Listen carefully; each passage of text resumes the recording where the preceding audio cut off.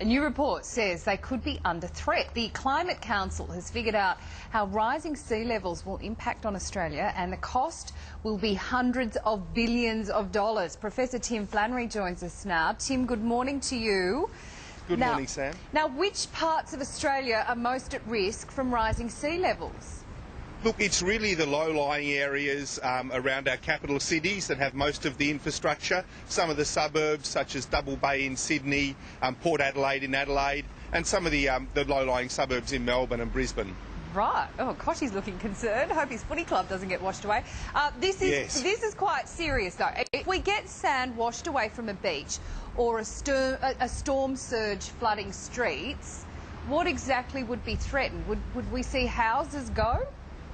Well, we've already seen the flood risk in places like Sydney triple over the last century as a result of sea level rise. And because sea level rise is accelerating, we'll see much more. So that flooding will occur as we get high tides or storm surges or whatever, pushing water into those low-lying areas and causing inundation. Places like Bondi here, they may lose 20 or 40 metres of beach over the century.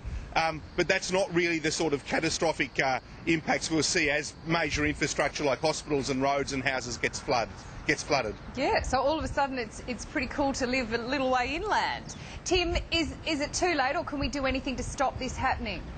No, look, the great news is this is one of those areas we really can do something about. The science is very clear on this, that we need to act, that the rate of sea level rise is going to be tied with the rate of carbon pollution that we emit, and if we get on top of that, we'll be seeing damage at the lower end of the spectrum rather than the high end of the spectrum. Right. So we've got the time to deal with it. We know what we need to do. We've just got to get the plan of action in place now to reduce those pollution streams. Okay, so do we need to call on councils, I guess, first stop?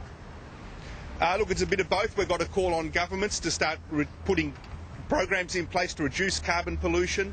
We've got to get the three levels of government working together to deal with the unavoidable damage that we'll see, which, is probably the few tens of centimetres of flooding we'll get anyway. Yeah. But we need a plan. We've got the time. If you really want to slug the economy, just let this one rip and don't do anything about it. Otherwise, if we can get government to work together to protect these valuable assets, we'll come off reasonably well. All right. Let's hope they listen, Tim. Tim Flannery, thanks for your time this morning. Thank you, Sam.